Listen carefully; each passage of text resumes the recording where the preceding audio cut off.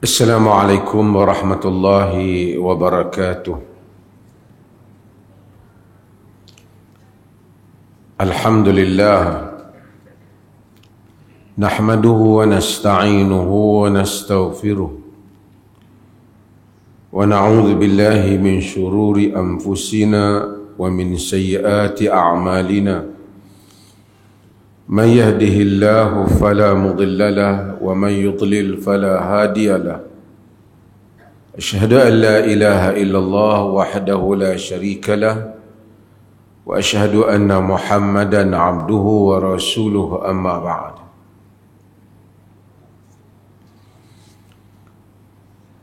Hadirin dan hadirat yang dirahmati Allah, berikutnya ialah hadis daripada Abdullah bin Umar.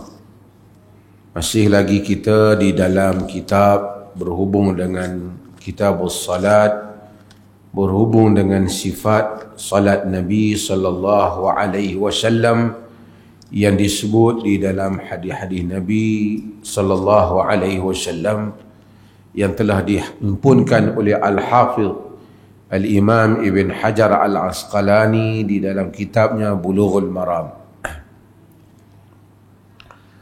وعن ابن عمر رضي الله عنهما أن النبي صلى الله عليه وسلم كان يرفع يديه حذو منكبيه إذا افتتح الصلاة وإذا كبر للركوع وإذا رفع رأسه من الركوع متفق عليه. وفي حديث أبي حميد يعني أبي حميد الساعدي عند أبي داود يرفع يديه حتى يحاذي بهما منكبيه ثم يكبر.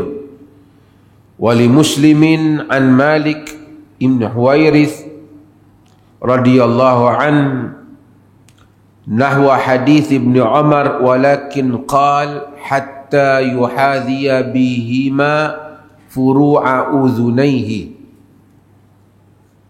Kita terjemah dulu. Wa an ibni Umar radhiyallahu anhuma, daripada Ibnu Umar yakni Abdullah bin Umar radhiyallahu anhuma, Allah redha kepadanya dan kepada bapaknya Umar. Abdullah ibn Umar dah banyak kali kita terjemah tentang dia. Merupakan sahabat Nabi, anak Sayyidina Umar bin Khattab.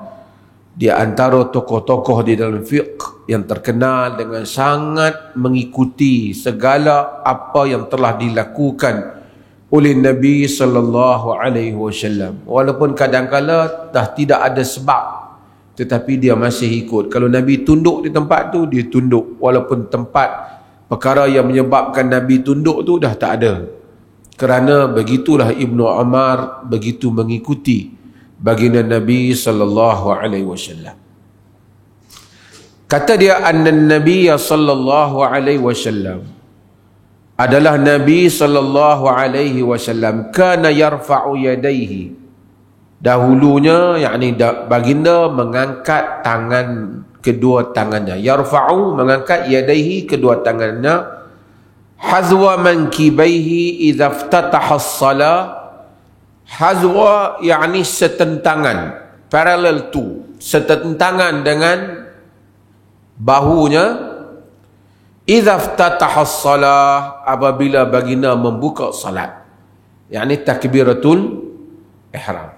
Yakni Nabi angkat tangan, dia kata tangan yang Nabi angkat bersententangan dengan bahu dia. Dia tak angkat tangan sentangan dengan perut dia sebagai orang. Sentangan tangan-tangan sini saja dia angkat. Taklah dia angkat sampai macam ni, tapi dia angkat sentangan dengan bahu dia. Wa idza kabbara lirruku', apabila dia bertakbir untuk rukuk, yakni baginda angkat semasa buka salat, iftatahas salat. Dan wa idza kabbara lirruku', apabila dia angkat tangan, takbir ni semasa dia angkat tangan ketika dia takbir untuk rukuk. yakni sebelum dia angkat tangan. Wa idza rafa'a ra'sahu minar ruku', dan ketika baginda mengangkat kepalanya daripada rukuk, baginda angkat tangan. Sami Allahu liman hamidah, baginda angkat tangan. Ini riwayat yang ada di dalam Al-Bukhari, dan riwayat ini juga ada di dalam Muslim. Kata dia, wa fi hadisi Abi Humaid, di dalam hadis Abi Humaid di sini ialah Abi Humaid As-Sa'idi, sahabat Nabi sallallahu alaihi wasallam. Dulu kita telah terangkan tentang Abi Humaid As-Sa'idi. Abi Humaid As-Sa'idi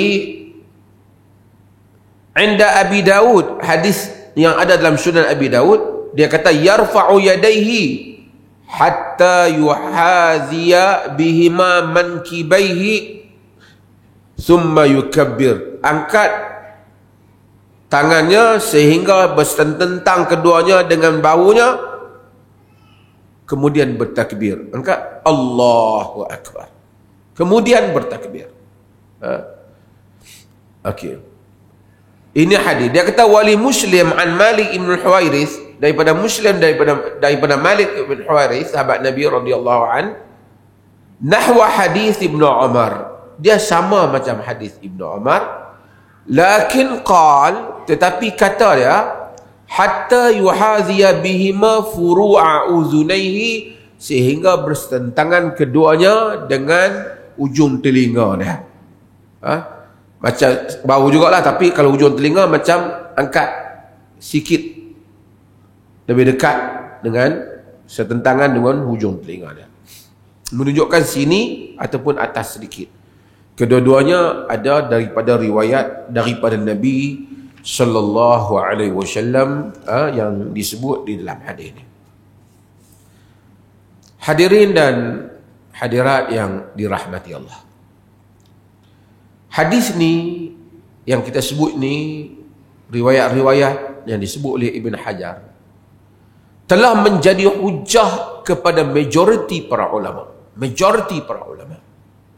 bahawasanya disunatkan mengangkat tangan bersentangan dengan bahu atau bersentangan di hujung telinga ni ketika tiga tempat ni, iaitu ketika takbiratul ihram, ketika takbir hendak rukuk, dan ketika bangkit daripada rukuk. Ini adalah merupakan pandangan dan pegangan jumhur ulama kesemuanya, melainkan di dalam mazhab Abu Hanifah. Dalam mazhab Hanafi, dia hanya angkat masa takbiratul ihram. Selain daripada itu dia tak angkat. Alasan dia ialah alasan riwayat Abdullah ibn Mas'ud, yang riwayat ini dianggap dhaif di segi majoriti. Abdullah bin Mas'ud ini sahabat Nabi. Abu Hanifah banyak mengambil pandangan-pandangan dia. Mazhab Abu Hanifah ni berguru banyak mengambil daripada Hamad bin Abi Sulaiman, dan kemudian mereka mengambil daripada Abu Hanifah. Kerana ini Abu Hanifah telah memakmurkan Iraq, Kufah khususnya, dengan ilmu. Dan Abu Hanifah di sana. Jadi dia kata ada riwayat ni dhaif di sisi jumhur, iaitu yarfa'u yadayhi 'inda iftitah thumma la ya'ud. Dia mengangkat tangannya ketika iftitah, pembukaan salat, kemudian tidak lagi melakukannya. Apa yang menjadi amalan dalam mazhab Abu Hanifah ni tidak menjadi pegangan jumhur. Semua jumhur menolak. Jumhur kita 3. Bukan 1, 3. Hadis ni tak kuat. Kerana hadis ni summa la ya'ud tu dia menafikan, seakan-akan menafikan apa yang ada dalam riwayat Ibnu Umar yang kita baca ni. Dalam kaedah dia panggil al-muthbitu muqaddamun 'ala an-nafi. Al-muthbitu muqaddamun 'ala an-nafi. Yang menetapkan lebih didahului daripada yang menafikan. Kaedah.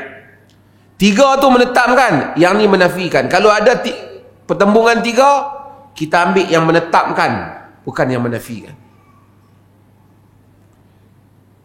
Pasal yang menafikan tu mungkin dia tak tengok, mungkin dia terlepas pandang. Yang menetapkan tu dia tengoklah. Apatah lagi riwayat ini dhaif, ataupun mungkin maksudnya yang wajib itu hanyalah iftitah, yang lain itu sunnah, tapi Nabi memang angkat.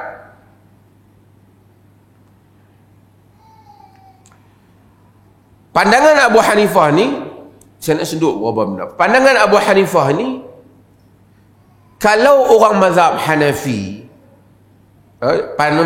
orang mazhab Hanafi, dia pakai hujah, takkan kita lebih halim pada Abu Hanifah, jadi dia tak pakailah hadis ni. Tapi oleh kerana di dalam agama ni fuqaha banyak, hadis-hadis patut dilihat. Sepatutnya bila ada hadis, terutama hadis-hadis yang Ibnu Umar ini adalah riwayat Al-Bukhari dan Muslim. Riwayat Al-Bukhari dan Muslim. Jadi riwayat Al-Bukhari dan Muslim ini kuat untuk menetapkan ataupun untuk mensabitkan mengangkat tangan ini. Jadi secara perbandingan, kalau kita jadi pengikut mazhab, setelah kita baca hadis ni, tidaklah sayugia saya rasa untuk kita kata memang ada hadis, tapi dah mazhab kita angkat satu, ya kita angkat satu je lah. Kalau kita buat begitu, bererti kita macam mengutamakan qaul mazhab tanpa mengambil kira apa yang telah kita baca daripada hadis yang disokong oleh majoriti para ulama. Ini saya nak sebut kalau kita mazhab Abu Hanifah.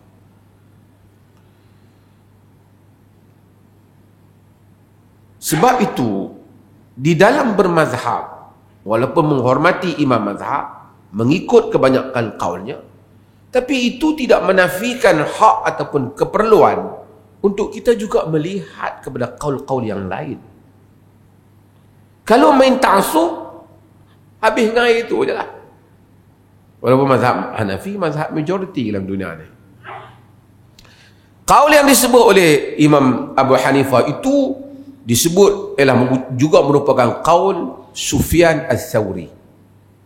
Sufyan Ats-Tsauri imam dalam hadis, tak dinafikan. Tetapi riwayat yang ada pada kita tidak menyokong dia. Kita tak boleh kata hang siapa, Sufyan siapa. Tak boleh kata macam tu. Pasal kita pun bukan kata qaul kita ini dalam mazhab Syafi'i, dalam mazhab Hanbali, dalam mazhab Malik dan mazhab, boleh dikata keseluruhan amalan para sahabat. Riwayat lebih daripada 30 para sahabat meriwayatkan angkat tangan pada 3 tempat ni. Qaul yang kata tak angkat sekali ini termasuklah qaul Ibnu Abi Layla. Ibnu Abi Layla dia sama kata macam Abu Hanifah. Pasal Ibnu Abi Layla ni di Kufah, qadi, alim. Ibnu Abi Layla, nama dia Abdul Rahman bin Abdul Rahman ibn Abi Layla. Ni antara tokoh fiqh yang terbilang. Dia sama. Abu Hanifah ambil pendapat dia jugalah, macam pendapat Ibnu Abi Layla jugalah. Bukan ambil pendapat dia, sama macam pendapat. Terkenal Ibnu Abi Layla ni antara qadi yang pandai. Antara cerita Ibnu Abi Layla ni, dia ni jadi qadi masa kerajaan. Qadi ni bukan maksud tok qadi yang kat nikah. Qadi dalam sejarah Islam ni maksud hakim. Pasal dia tak ada mahkamah sivil, mahkamah syariah dia tak ada. Di satu mahkamah. So, qadi, tempat orang rujuk. Bila orang berlaku perselisihan pendapat, orang rujuk qadi. Qadi itu maksud hakim. Kita boleh sebut, jom pergi jumpa Tok Qadi, dikira nikah. Hak tu juru nikah.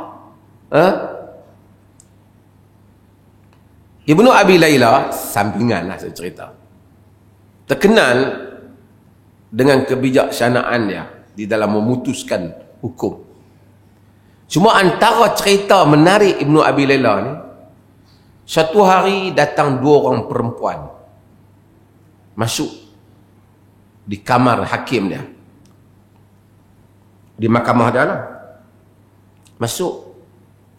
Sebahagian ahli sejarah yang tulis itu, dia kata dua-dua pakai purdah. Seorang nak buka, dia kata, Kak Hakim, tempat ni sempit, aku susah nak bernafas, nak kena buka purdah. Hak seorang lagi kata, Hakim, Qadi, jangan bagi dia buka, sebab dia muka cantik. Kalau dia buka, Qadi akan terpengaruh dengan dia. Tapi yang penting dua-dua, dia kata, kau siapa? Saya ini mak saudara saya. Saya anak saudara dia. Apa kes? Jadi mereka cerita. Dua cerita.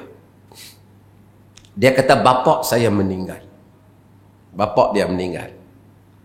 Saya dibesarkan oleh mak saudara saya ni. Lepas dibesarkan oleh mak saudara saya sehingga saya besar, dan dia besarkan saya dengan baik. Sehingga apabila saya dah sampai cukup umur untuk berkahwin, dia tanya, kau tak nak kahwin kah? Dia kata, aku tak ada halangan untuk kahwin. Jadi dia pun cari orang bagi kahwin. Ada orang masuk Minang, seorang saudagar yang kaya, yang ada seorang saudagar yang kaya juga masuk meminang. Berkahwinlah anak saudara dia ni dengan saudagar dia. 3 tahun berkahwin dalam keadaan yang bahagia, pergi berniaga sekali, balik kerja sekali. Dia kata, lama-lama dia kata, mak saudara saya ni, dia hasad dengan saya. Dia tengok kami ni akrab. Lalu dia siapkan anak perempuan dia supaya cantik-cantik. Bila suami saya balik, anak perempuan saya tengok pada anak dia, yang ni sepupu dia, anak perempuan mak saudara dia. Dia ni, mak saudara ni ada anak perempuan. Suami dia tengok, terpengaruh. Dan dia kata, kau kahwinlah dengan aku. Suami dia setuju. Dia kata, mak saudara dia kata, aku boleh kahwinkan dia, jadikan dia isteri kau, tetapi dengan satu syarat. Syaratnya ialah engkau menyerahkan, menjadikan amruka fit talaq fi yadi. Kuasa talakmu itu kau wakilkan kepada aku. Jadi apa yang aku putus kau setuju. Dia kata boleh. Bila dia setuju, dia pergi pada anak saudara dia ni, dia kata, aku dah wakil dia ni, aku talak engkau dengan 3 talak.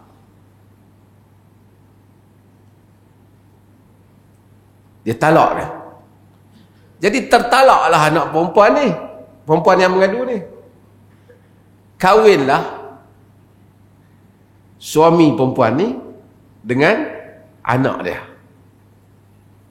Bila dia duduk macam tu, dia pun minta nak pindah. Dia pindah pergi rumah lain. Jadi mak saudara dia dengan anak dia, dengan taliq bekas isteri suami dia, hiduplah. Mereka jadi suami isteri yang baru lah. Mak saudara dia ni ada suami. Suami dia ni musafir, seorang penyair. Sebagian kata seorang peniaga yang kaya juga. Musafir. Lama baru balik. Bila balik, dia tanya, mana? Macam anak saudara hang yang kita duk bela selama ni.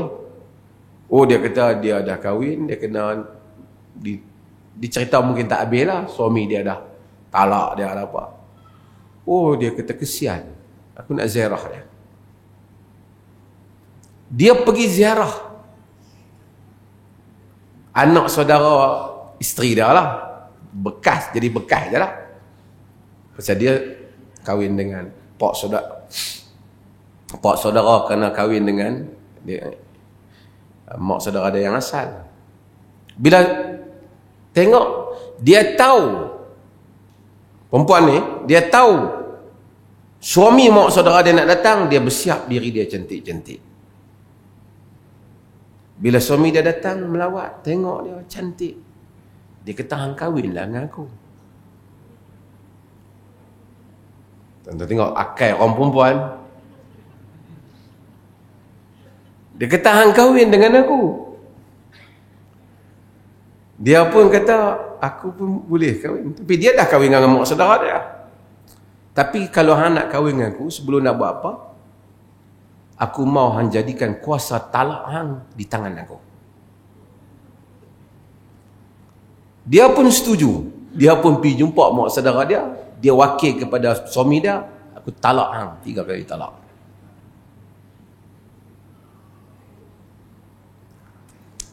Tertalaklah siapa? Mak saudara dia. Tadi dia hilang suami, kali ni giliran mak saudara dia. Dia kahwin dengan kau ni tua sikit lah, tapi tak apa, dia kahwin dengan bekas suami mak saudara dia. Lepas kahwin tak lama, tua dah. Kawan ni pun dia bawa harta, banyak harta. Orang tua ni meninggal. Bila meninggal, mak saudara dia rasa habis iddah mak dia saudara dia. Aku nak juga share harta suami aku. Harta suami kau apa? Dah jadi suami aku. Mak saudara dia tak tinggal lah miras harta isteri dia lah. Isteri dia yang baru. Masa mak saudara dia datang dengan anak perempuan dia dan juga dengan suami dia yang juga suami anak yang merupakan bekas suami dia. Bekas suami dia ni dia tengok dengan ada harta, cantik dia. Dulu pun cantik. Dia memang cantik dulu, bahagia dia apa? Dia dah cakap suami dia. Dia kata patutnya kita ni hidup sekali. Dulu aku memang kita pasangan kekasih yang baik. Dia kata hang kahwinlah dengan aku. Dia kata boleh aku balik kepada hang. Tapi dengan syarat bagi kuasa talak mai kat tangan aku.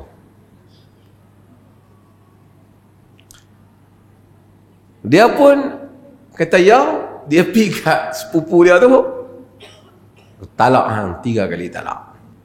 Dia hari tu pun kena 3 je, tapi dia selesai sebab dia telah kahwin. Jadi kena 3 kali talak, bercerailah. Depa ni dia dapatlah balik suami dia. Jadi qadi tanya, apa soalan dia? Apa soalan dia? Dia kata, mak saudara dia kata, patutkah, halal ke? Aku buat kat dia sekali, dia buat kat aku 2 kali. Kedua, dia ambil suami kami dua-dua sekali. Suami aku pun kena ambil, suami anak aku pun dia ambil balik. Dengan harta-harta sekali dapat kat dia.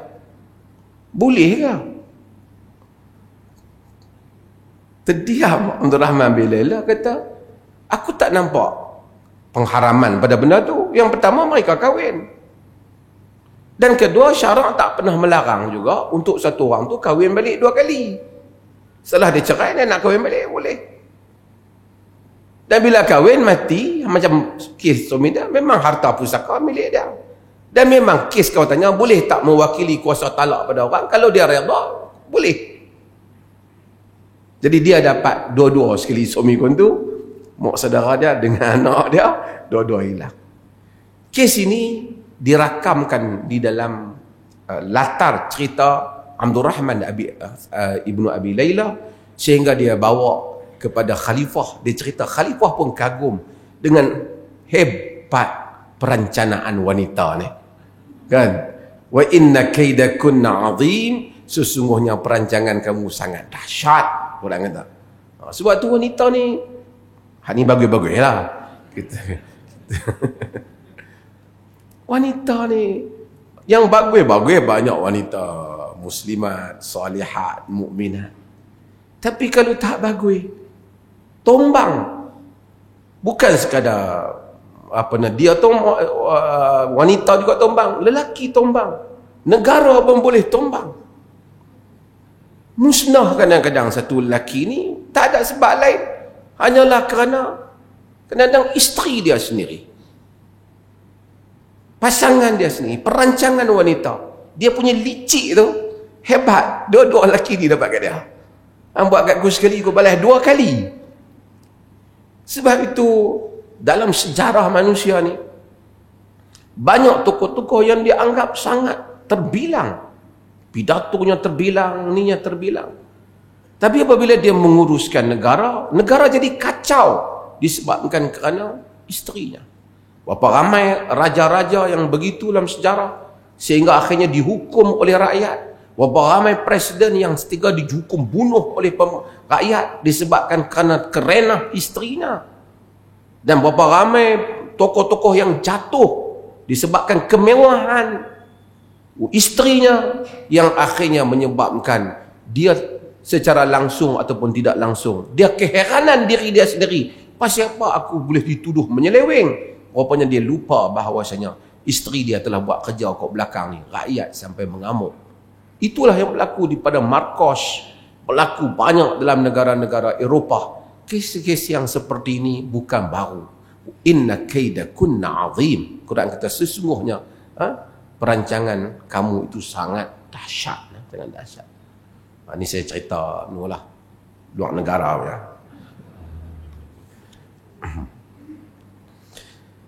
Balik pada hadis kita baca ni.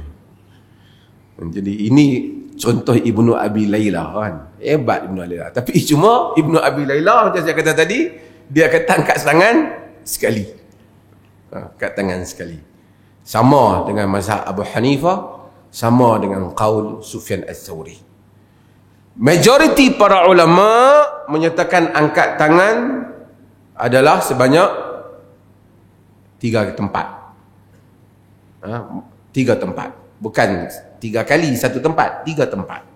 Iaitu ketika takbiratul ihram, ketika wa idza kabbara lirruku', apabila dia bertakbir untuk rukuk. Takbir untuk rukuk. Jadi dia nak takbir untuk rukuk, Allahu Akbar. Dan kemudian apabila dia bangun daripada rukuk. Ini adalah merupakan tempat-tempat yang berlaku angkat tangan dengan sepakat para ulama, kecuali tadi Abu Hanifah. Sunnah, kata ini adalah sunnah. Walaupun sebahagian mereka cuba menyatakan angkat tangan ni maksud dia apa, seolah-olah maksud kita mengangkat hijab kelupaan untuk mengingati Allah. Ada yang kata angkat ni seolah-olah istislam, menyerah diri pada Allah. Itu semua sebutan. Sebenarnya ada dalam kitab mereka sebut hikmah di sebalik angkat tangan ni macam menyerah diri. Tapi yang pentingnya ialah ia merupakan sunnah. Sebab baginda Nabi SAW mengangkatnya. Okey. Angkat setentangan dengan apa? Bau. Cuma di sana ada hadis yang diriwayatkan oleh Ibnu Umar juga di dalam Sahih Al-Bukhari. Dia kata ada satu tempat lagi yang Nabi angkat, iaitu idza qama min ar-rak'atain rafa'a yadayhi hatta yuhadhiya bihima mankibayhi kama yasna'u 'inda iftitahis salah. Idza qama min ar-rak'atain, apabila baginda bangun daripada 2 rakaat. Yakni bagi solat yang mana lebih daripada 2 rakaat. Apa solat yang lebih daripada 2 rakaat? Solat apa? Maghrib lebih daripada 2 rakaat. Lagi? Isya lebih daripada 2 rakaat. Zuhur lebih daripada 2 rakaat. Asar lebih daripada 2 rakaat. Jadi dia kata idza qama min ar-raka'atain, apabila bangun daripada 2 rakaat, rafa'a yadayhi, baginda angkat tangannya, hatta yuhadhiya bihima mankibaih, sehingga setentangan dengan bahunya. Hadirin dan hadirat yang dirahmati Allah, artinya tempat keempat, kalau semayang tu lebih dari 2 rakaat, yang angkat ialah selepas daripada kita baca tahiyat lah. Tahiyat. Pada rakaat kedua maghrib, kita bangun, kita angkat. Satu tempat lagi yang kita angkat. Artinya, pada rakaat yang pertama, kita tak angkat. Pada rakaat yang kedua, kita tak angkat. Pada rakaat ketiga, kita tak angkat. Pada rakaat pertama, kita tak angkat. Pada rakaat ketiga, kita tak angkat. Kita angkat pada rakaat yang kedua. Yang kedua. Mungkin setengah orang kata, kami pun tak tahu macam tu lah. Tapi apa beza antara mengaji fiqhul hadis ataupun fiqhus sunnah dengan kita hanya pergi mengaji habaq saja? Rakaat kedua angkat tangan. Mengaji fiqhus sunnah menyebabkan kita berinteraksi, kita mendengar langsung riwayat-riwayat yang diriwayatkan daripada Nabi sallallahu alaihi wasallam, supaya apabila kita beramal dengan amalan itu, yang terbayang pada kita ialah wajah ataupun perbuatan Nabi sallallahu alaihi wasallam. Tak sama antara orang yang tahu angkat tangan pada rakaat yang kedua ataupun pada 3 tempat yang kita sebut tadi, dengan orang habaq, dengan orang yang mengetahuinya apabila orang itu memberitahu dengan menyebut hadis-hadis Nabi sallallahu alaihi wasallam. Walaupun hadis-hadis itu memang benar, bagi orang awam mungkin dia kena dihurai padanya, dan huraian itu merujuk kepada ahli-ahli ilmu di kalangan tokoh-tokoh mazhab dan selainnya. Tetapi ilmu itu punca dia. Itu makna apabila mengetahui, oh demikian Nabi buat. Maka perasaan ketika salat yang kita rasa ialah perasaan sallu kama raaitumuni usalli. Salatlah kamu seperti mana kamu lihat aku salat. Kalau tak, jadi macam sebahagian ajaran. Dulu ada ajaran Al-Arqam. Dia tulis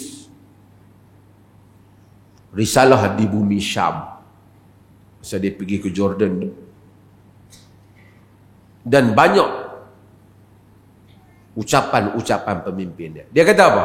Bila kita nak solat, kita bayangkan wajah Abuya. Nampak? Ini sama yang kebelakangan ni datang. Kita siapa nak bayang, nak sebut Quran hadis? Kita bayangkan tok guru kita.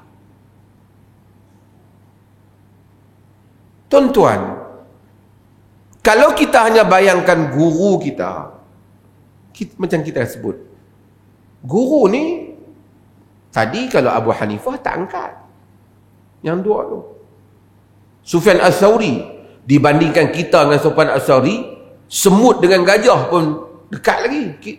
Tapi kita dengan Abdul Rahman ibnu Abi Layla qadhi tadi, siapa? Tapi bukan kerana kita lebih pandai pada Abu Hanifah, tidak kerana kita lebih pandai pada Abdul Rahman bin Abi Layla, tidak kerana kita lebih pandai daripada Sufyan Ats-Tsauri. Tetapi kita membaca hadis, dan hadis yang mana kita faham ni, inilah juga yang dipahami oleh Asy-Syafi'i rahimahullah, Imam Ahmad, Imam Malik, dan sahabat-sahabat Nabi yang lain.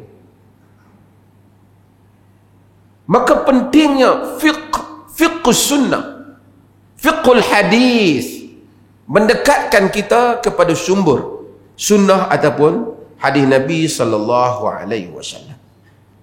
Hadirin dan hadirat yang dirahmati Allah.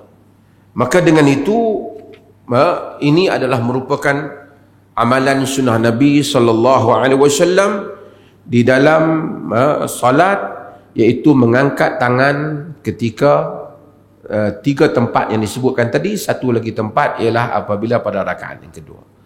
Ada riwayat-riwayat yang tidak kuat, iaitu antaranya baginda mengangkat ketika nak turun sujud, dan ketika bangkit, sentiasa ketika bangkit daripada sujud. Tapi riwayat-riwayat ini dianggap tidak kukuh, tidak dapat untuk mensabitkan apa yang telah disebut oleh para ulama dalam riwayat Abdullah ibn Umar. Ada qaul yang menyebut hal demikian. Albani dia meluaskan sedikit dalam hal ini, tetapi ini adalah apa yang kita sebut di sini ialah pendapat jumhur ulama, wallahu taala a'lam.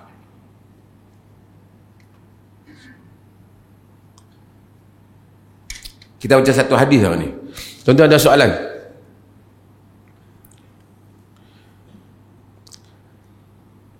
Kalau tuan-tuan tak ada soalan, tuan-tuan ada soalan?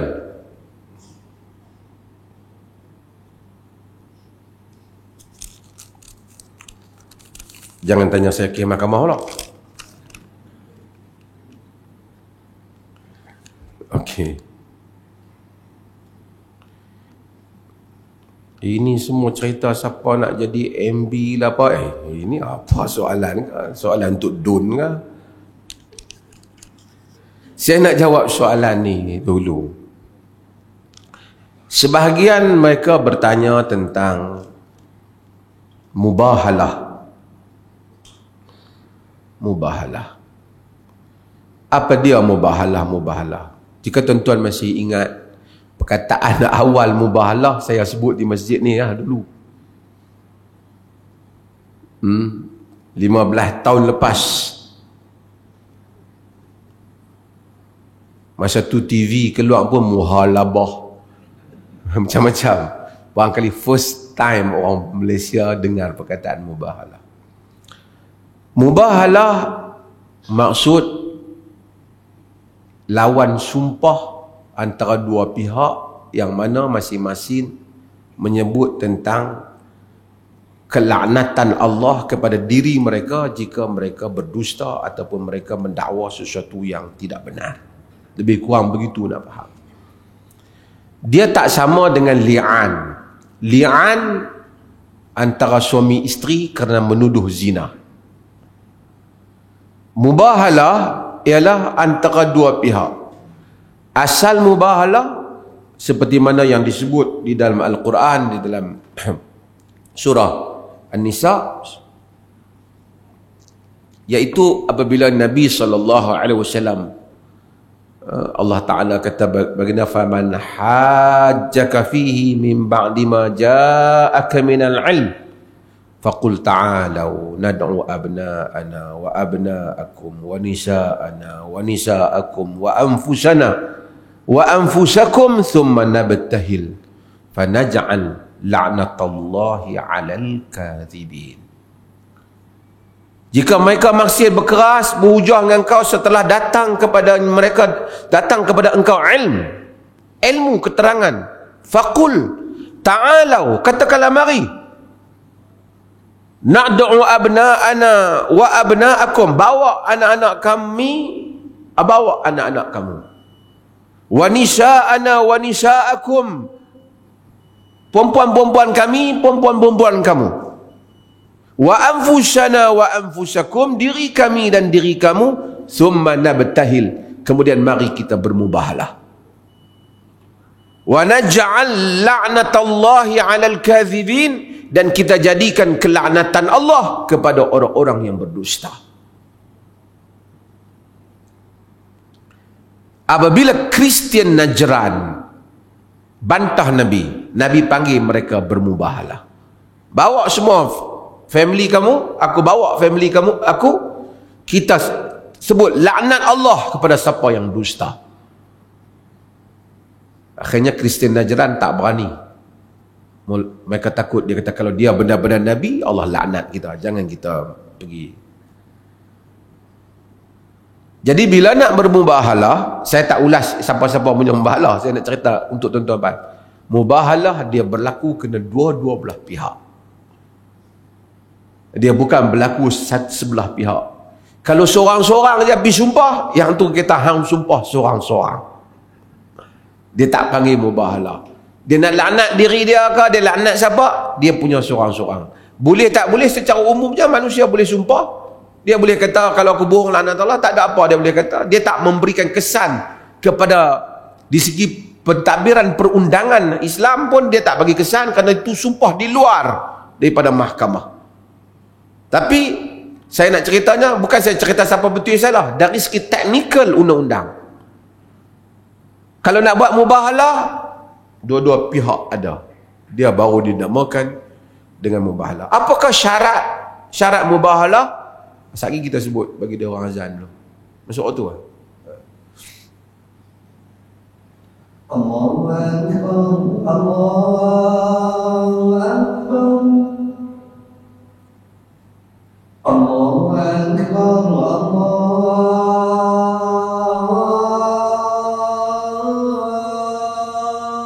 Akbar.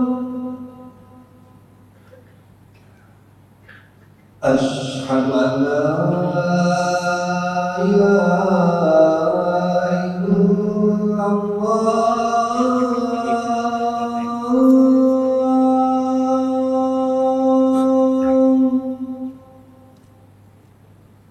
Asyhadu an la ilaha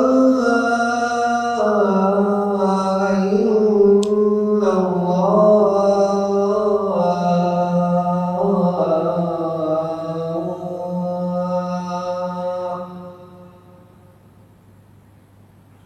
Asyhadu anna Muhammadar Rasulullah.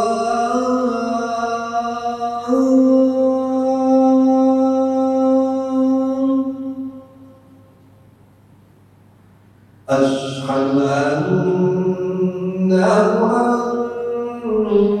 Muhammadar Rasulullah.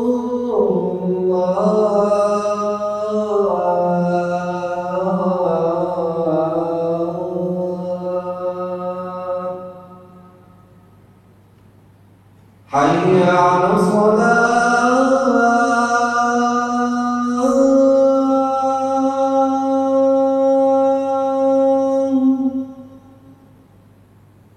Hayya 'alas salah. Hayya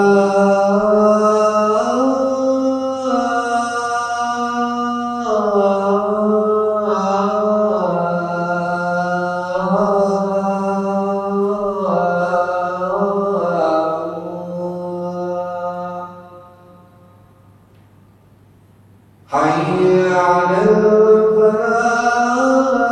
falah. Hayya 'alal falah.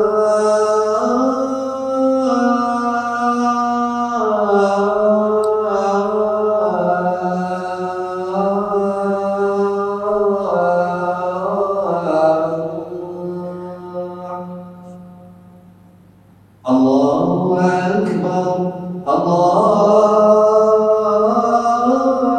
Akbar. La ilaha illallah.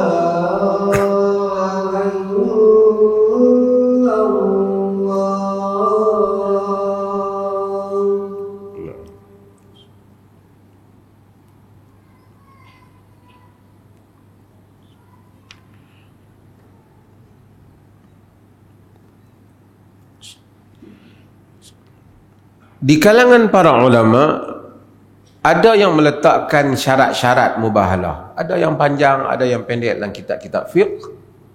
Tetapi secara umumnya mereka menyebut beberapa hal. Kalau tak menjadi syarat pun perkara yang perlu diberi perhatian. Iaitu mubahalah ni tujuan dia ialah untuk menzahirkan yang benar di dalam perkara-perkara yang penting bagi umat Islam. Tengoklah apa perkara tu. Orang tak mubahalah lah pasal kucing ni hilang umpamanya. Kan? Mubahalah dalam khususnya hal-hal agama. As-Sakhawi menyebut tentang mubahalah antara Al-Imam Ibn Hajar Al-Asqalani, tuan kitab kita ini, dengan pengikut ataupun pentaksud Ibnu Arabi, di mana dia menyatakan Ibnu Arabi benar. Ibn Hajar kata kalau Ibnu Arabi benar, maka Allah laknat aku. Jika dia tidak ala dalalah, jika dia tidak di atas kesesatan, Allah laknat aku. Kawan tu kata jika Ibnu Arabi di atas kesesatan, Allah laknat dia. Dan memang dalam As-Sakhawi kata buta mata kawan tu selepas 2 bulan. Mubahalah dua pihak. Jadi mubahalah berlaku apabila dua pihak yang tak dapat menyelesaikan. Mubahalah berlaku ba'da iqamatil hujah. Tak pasal-pasal bincang bab satu bab, jom mubahalah. Nah. Setelah bagi hujah, bagi dalil, bagi bukti, tak mau juga. Faman hajaka min ba'di ma ja'aka minal ilm. Siapa yang berhujah dengan kau masih keras kepala setelah datangnya ilmu, dah bagi dah alasan hujah, masih nak macam tu juga, mubahalah. Al-Imam Ibn Qayyim Al-Jauziyah dia kata mubahalah ni sunnah jika perlu. Dalam bab-bab tu lah, tak ada tiap-tiap hari nak pergi mubahalah dengan orang, benda-benda yang menentukan betul atau salahnya umat. Orang mubahalah. Macam dia orang ajak Syiah mubahalah. Abu Bakar kafir kata, kalau Abu Bakar kafir, Allah laknat aku. Kalau Abu Bakar tak kafir, Allah laknat kau. Sebab dia kafir, contohnya. Ini besar.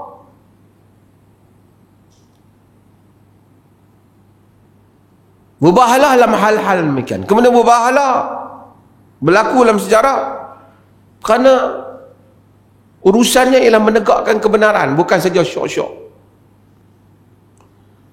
Cuma adakah mubahalah menentukan benar salah hak manusia? Tak. Yang menentukan hak manusia, lepas mubahalah boleh pergi ambil barang orang? Tak boleh. Kalau perkara itu berlaku perjalanannya di mahkamah,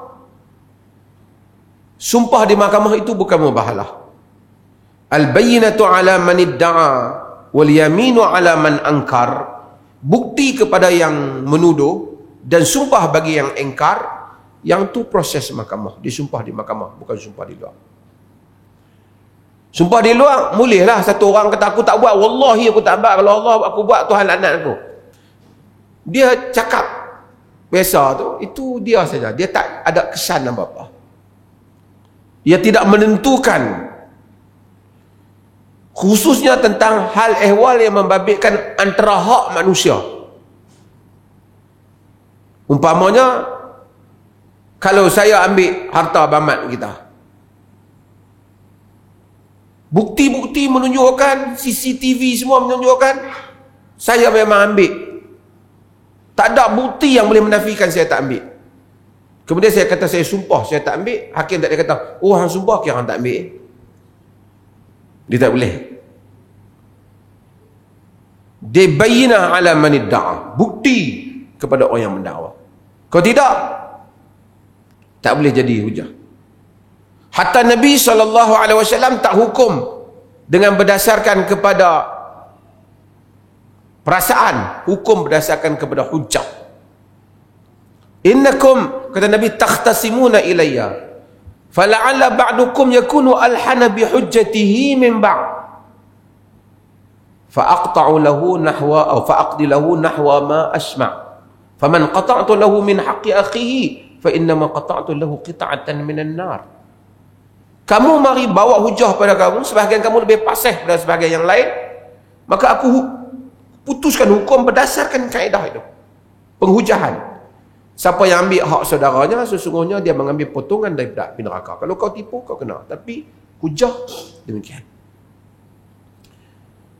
Itu nak, saya ramai orang nak tanya saya sangat, malah nak jawab. Biar api bagi orang lain jawab dulu, tapi saya sebutlah potongan.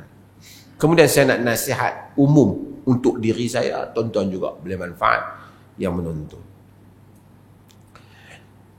Agama ni dia tak boleh sentimen. Kita buat sesuatu berdasarkan Allah. Nahnu nahkum bil-zawahir wallahu yatawalla sarair. Kita hukum yang zahir, Allah urus yang batin. Kita tak tahu. Apa yang kita hukum zahir. Hakikat Allah Ta'ala. Satu orang tikam orang, kita kata dia bunuh. Tak ada bukti-bukti yang lain menunjukkan dia tak sengaja ke apa, maka hukumannya dia bunuh. Kaedah. Wala taqfu ma laysa laka bihi ilm. Inna sam'a wal basara wal fuada kullu ulaika kana anhu mas'ula. Jangan kamu ikut apa yang kamu tak ada ilmu, pendengaran, penglihatan kamu semuanya ditanya oleh Allah Ta'ala. Saya sebut umumlah dalam apa urusan pun. Kita ni semua ada puak-puak. Setengah orang ni dia ada puak pengikut ni, pengikut mazhab ke, pengikut kumpulan ke, pengikut aliran ke, pengikut parti politik ke. Kita mungkin boleh ikut, kemudian kita tengok betul, kemudian kita dapati salah. Kita tak boleh yatamada, terus menerus mengikut yang salah kerana kita rasa, aku dah ikut yang tu, dah pakai yang tu ya. Dia tak boleh. Nabi SAW kata, man qatala tahta rayatin immiyah yaghdabu li asabatin atau yad'u li asabah ila asabah atau yansuru asabatan faqutil faqitlatun jahiliyah. Siapa yang berperang, berjuang di bawah satu bendera kebutaan, tak tahu betul salah aku tak kira, geng kita.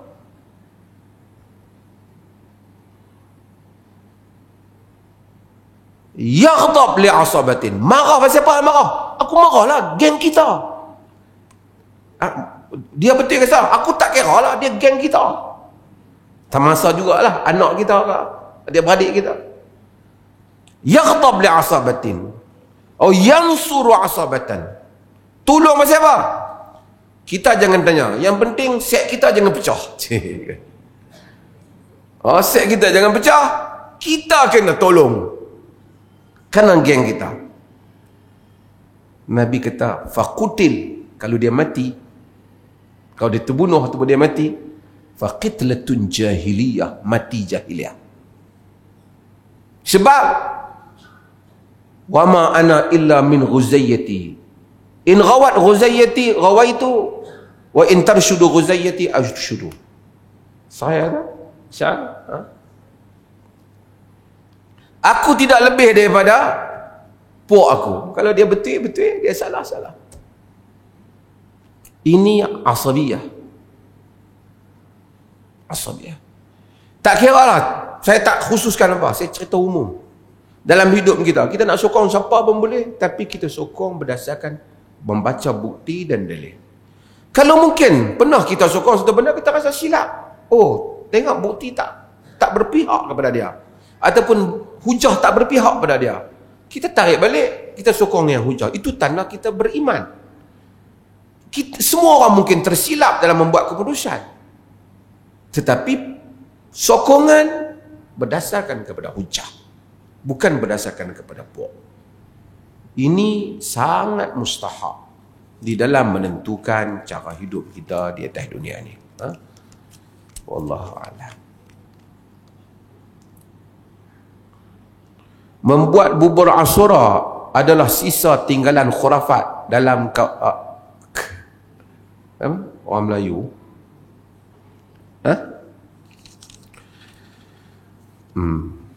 Kalau dia buat bubur Ashura setakat nak makan saja, langsung tak ada i'tiqad apa-apa, makan saja. Dia tak kata Nabi Nuh punya bubur tepung custard ni, ataupun bubur tepung jagung ke apa kan. Tak ada apa, saja aku ni kecil-kecil duk makan bubur Ashura, teringin nak makan bubur Ashura, boleh makan. Tapi kalau dia kata bulan Muharram lah disunatkan buat bubur Ashura, Ini khurafat. Salah. Kau nak buatlah bulan apa pun.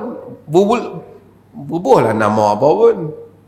Pasal apa? Bulan Muharram saja nak buat. Bulan Syawal tak mau buat. Tapi dia kata, kerana bulan Muharram je, dia jual tepung ni. Bulan lain tak ada. Itu ada alasan. Tapi kalau main bulan Muharram je, nak kacau buat sorak. Bulan lain, tak mau kacau. Kalau dia kata tak ada kepercayaan apa, syok saja. Syok. Kalau tak ada apa-apa, clean. Adat. Tapi kalau ada i'tiqad, khurafat.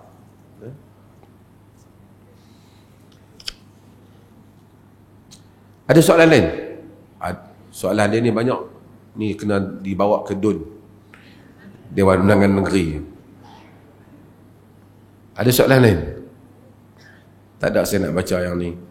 Festival Hari Kemerdekaan Masjid Alwi. Apa ni? Pertandingan pidato merdeka. Tuan-tuan boleh baca ni. Ada ditampalkan ni. Ni untuk pelajar-pelajar ni kan. Umur berapa? Umur 10 sampai 12 tahun. Jadi semua boleh menyertai pertandingan ini sebagai satu aktiviti. Bukan aktiviti macam ni. Bukan kerana kemerdekaan sangatlah, tapi kerana nak bagi budak-budak ni dekat ke masjid, main masjid, melukis, apa. Itu sajalah, supaya dia kenang masjid. Dan apabila kita buat di bawah program masjid, ada guideline lah, supaya benda ni dibuat mengikut, sekurang-kurangnya mengikut batasan-batasan syarak ataupun pidato tu memperkatakan tentang kemerdekaan selaras dengan apa yang dikehendaki dalam syarak. Ada soalan ke tuan-tuan? Tak ada Wallahu ta'ala alam. Wassallallahu ala nabiyyina Muhammad walhamdulillahi rabbil alamin.